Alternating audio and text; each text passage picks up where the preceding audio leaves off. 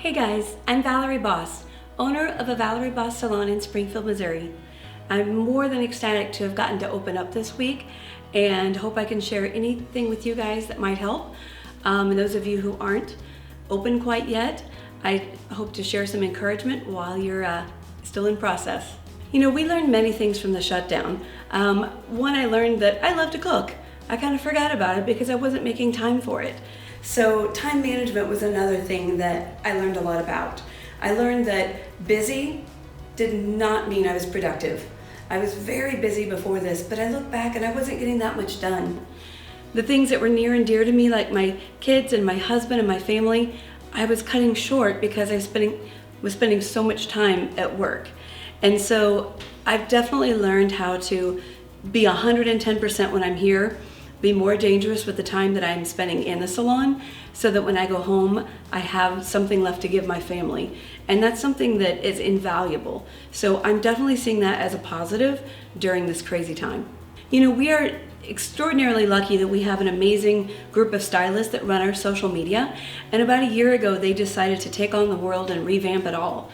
And I'm very thankful for them because they increased our presence with our own guests, as well as attracting new guests. So we had that platform to communicate.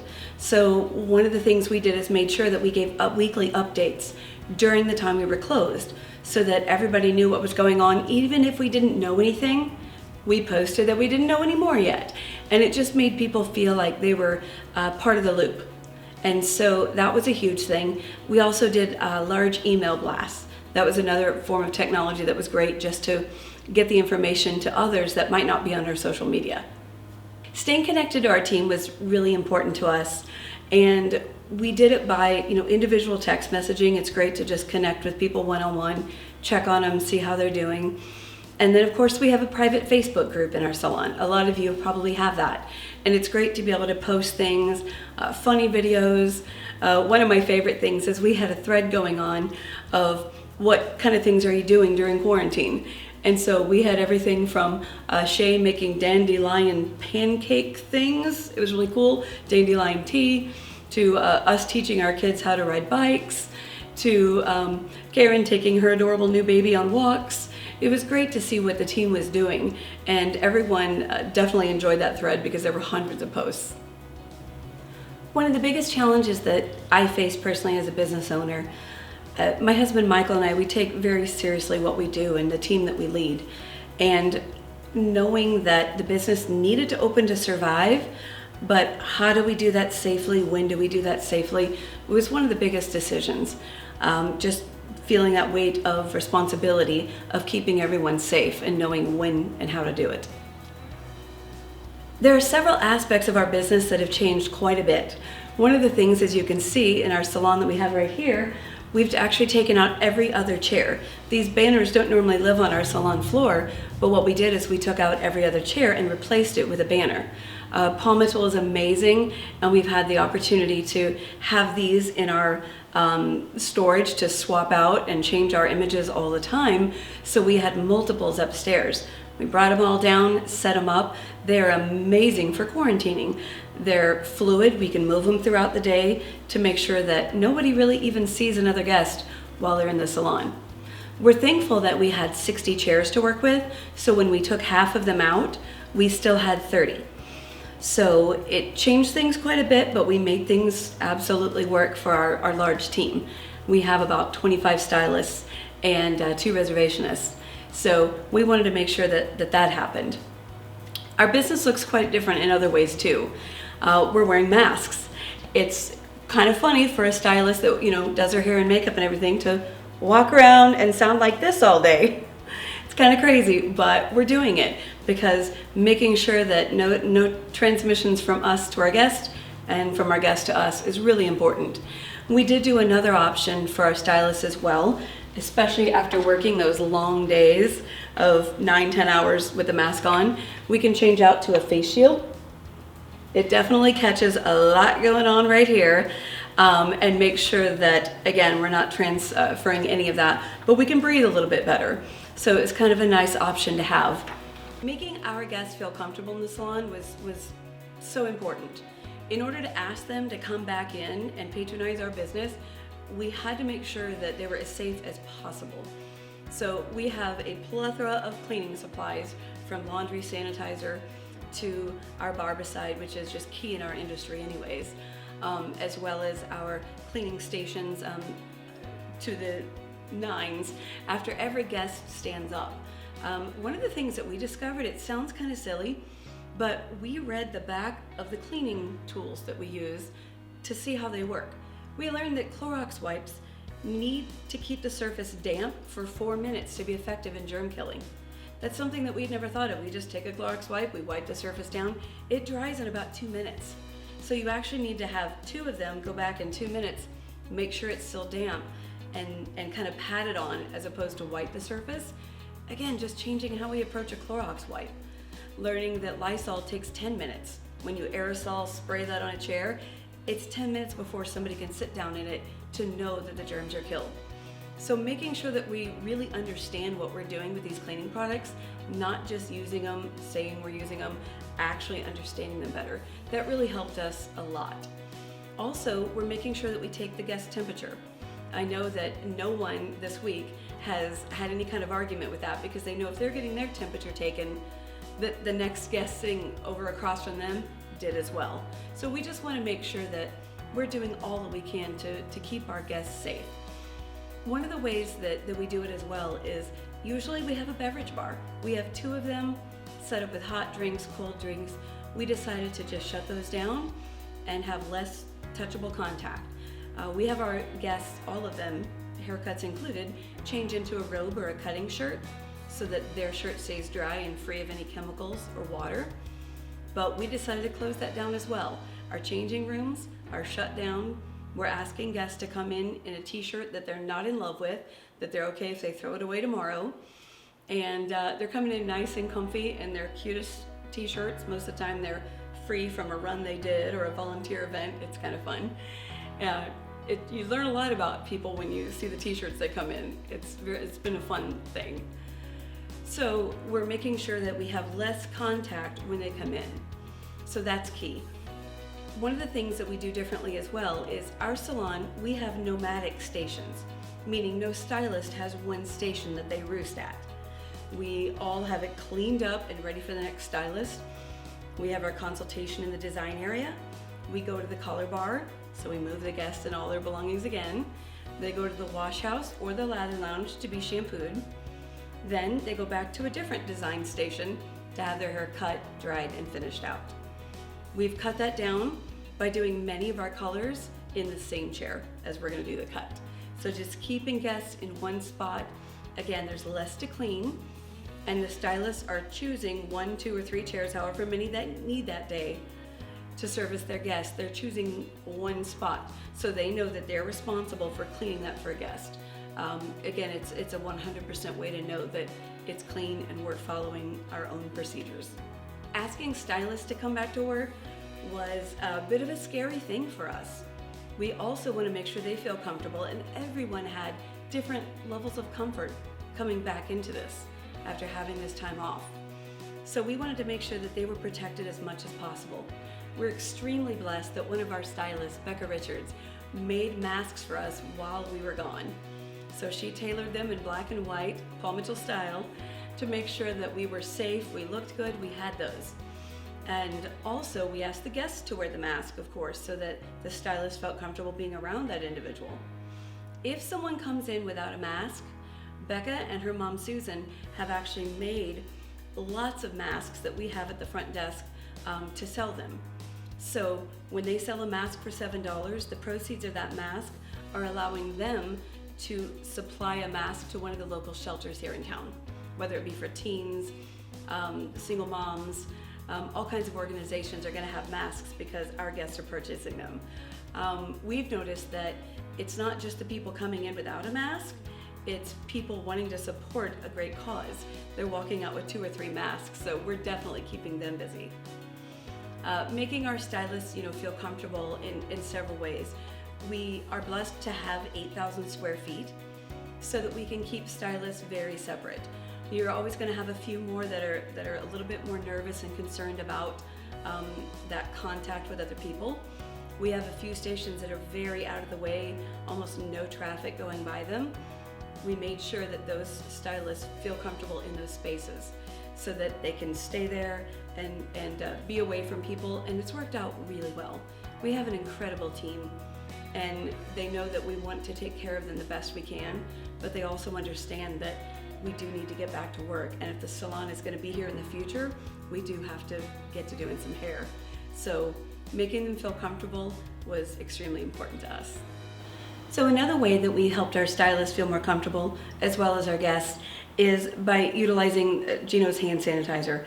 I love the fact that he made UCare hand sanitizer for us stylists, because it's been really hard to get at stores. So knowing that we have 4 cases of this, every stylist has one in their pouch, one in their pocket, wherever they need it to be, to make sure that they have it. One of my favorite things is the fact that it's 80% alcohol. It's strong, it does the job, and for some reason my hands feel better than when I was using other brands when we were off before this existed. So I have no idea how my hands are still soft, but it's doing the job and it's incredible. So I definitely thank Gino for creating the hand sanitizer for stylists, as well as our guests to purchase if they need it. Coming into the reopening, we thought we covered all the bases, did everything we needed to, communicated with guests ahead of time. And one of the biggest things that I learned as an owner was 10 o'clock Tuesday morning, the doors open, the phones opened, everything was ready to go. I should have not booked guests at that time. I had plenty of guests needing to see me. I've added 18 hours to my normal work week so that I can get everyone in the month of May. However, we opened at 10, I should have taken my first guest about noon. I needed to be here as an owner to facilitate things for my team, to troubleshoot when it was crazy, and I was doing that with 2 guests in the salon, working with another stylist. So that's one of the things that I would have done completely different. Another thing that I would have done is I definitely would have doubled up on the phones. The phones were crazy. While we were off, Michael had the foresight, which he's just brilliant in business. He had the foresight to have our outgoing message talk about the salon and the fact that we're not open, but he didn't allow people to leave messages. So we didn't have 100 messages to start off the week with. It was just on the guest to call us back when we open. So then knowing that, I really wish I would have marked out someone to work with our reservationist to double up. We have a unique situation. We have 2 reservationists that do not do hair. They're not service providers at all. The rest of our reservationists, there's about 6 to 7 of them, that they all are hairdressers that are starting their career and don't quite have a full book yet.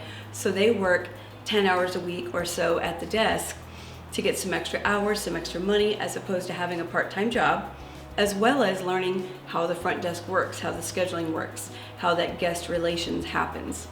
So hindsight, instead of having all the hairdressers on deck to do hair, I should have saved one of those hairdressers to be at the front desk with Hannah that morning, so that it wasn't quite so crazy, maybe even 2, so that we had that covered and she wasn't quite as covered up with phone calls. So it was an interesting thing we learned in the process. Through our social media and our email blast that we had, we wanted to make sure that the guests knew what to expect coming in. So as hairdressers, talking to several salon owners that are such good friends of mine, one of the fears we had was the guest coming in, receiving a cut and a color, paying the same that they always did, but not getting the same service and level of experience, and possibly being disappointed. But if you let them know ahead of time, it's been incredible.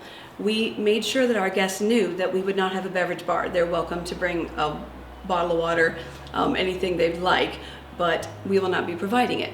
We let them know that we're not going to have them change, so make sure your t-shirt is destroyable, especially if you're getting color. We let them know that we're going to be cutting down on our times, and we're focusing on safety and efficiency. That's one of the things that our local government really hit on in their press conference with the city, was we needed to lessen the amount of people that are in one place at one time, which they chose a 25% occupancy. We are lucky to have 8,000 square feet, so 25% of our occupancy is 66 people. So we were covered there as far as no one had to not show up at work that day. We were covered there. But also, not only lessening the amount of people that were in the building, but shortening the exposure. They realized that as service providers, we have to get closer than 6 feet and break that social distancing. They allowed us to open by saying, you need to cut that down as much as possible. So we let guests know that we weren't going to be doing extensive blow dries. They were going to get the best Kim K braids they've ever seen on damp hair. We let them know that we weren't going to be doing the scalp massage and the amazing neck massage that they're used to and they look forward to in the wash house and lather lounge, because we weren't able to spend that much time in that much close contact. So really letting them know ahead of time what it was going to look like and how it had changed was amazing. And it really kept those guests from being like, oh, I've needed you so badly, I've needed this head massage, oh, I just really look forward to this, and then disappointing them. They knew exactly what to expect when they came in, and we delivered. So we didn't have one guest that had a challenge with paying their normal price, but everything being cut down. So the time being cut down on the services allowed us to get more people in during the day. So it was actually a blessing for us hairdressers to do less, charge the same, and be able to move on to the next guest to make sure everybody got in. While we were closed, we had an opportunity to sell retail. And one of the things that made that possible was Salon Service Group opening not only their doors to our customers, which was fabulous, selling to our customers at our price. We get the credit for selling it. It was an incredible process and gift to us stylists. Also, one of my favorite things was we had an AVBS shop online. It's something that we had not really cultivated, and our guests did not have a habit of using it. They just had a habit of coming in to buy their products.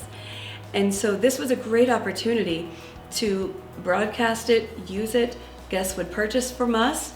We go onto Salon Service Group site, we purchase from them, we put the guest mailing address in, and they would either deliver if it was local, or they would send it UPS if it was outside of town. It was the most amazing opportunity. And we did sell thousands of dollars of take home while we were closed.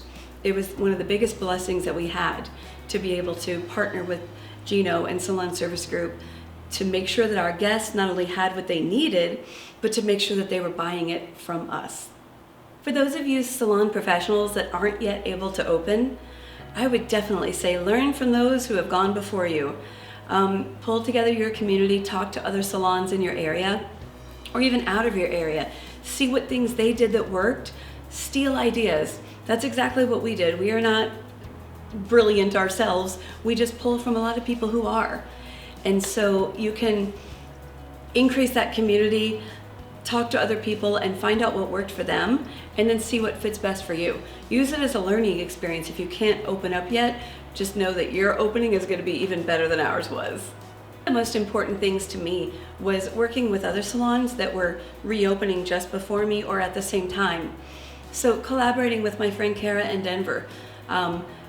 I showed her our banners and what we did with taking out every other station and replacing it with Paul Mitchell imagery to keep people apart.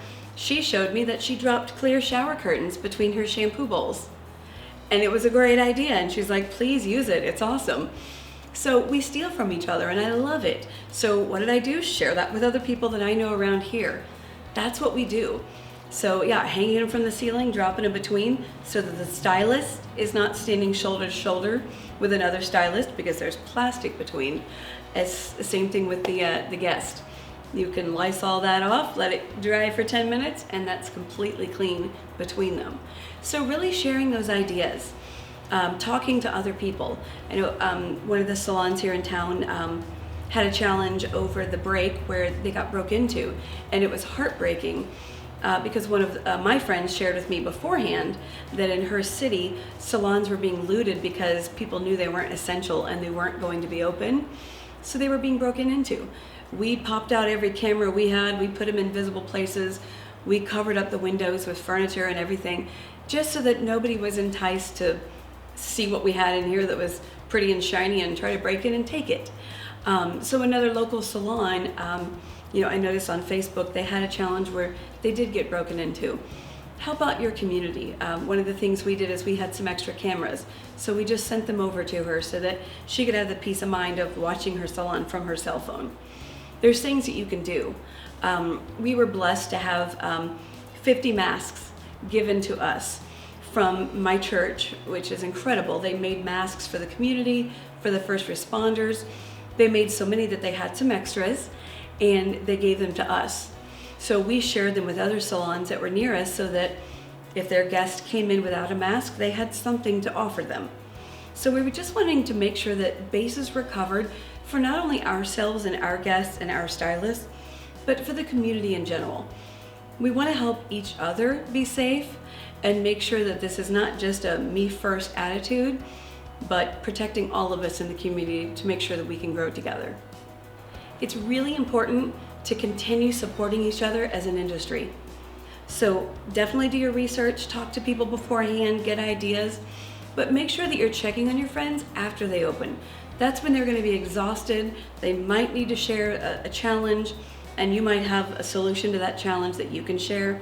I am privileged to have my husband be my business partner. He's incredible. He's the brains behind this operation, and he is my sounding board for everything that goes right and everything that goes wrong in this business. Not every salon owner has that. So make sure you're checking on your friends, giving them a sounding board. You don't have to fix everything for them. Sometimes they just need an ear to listen to.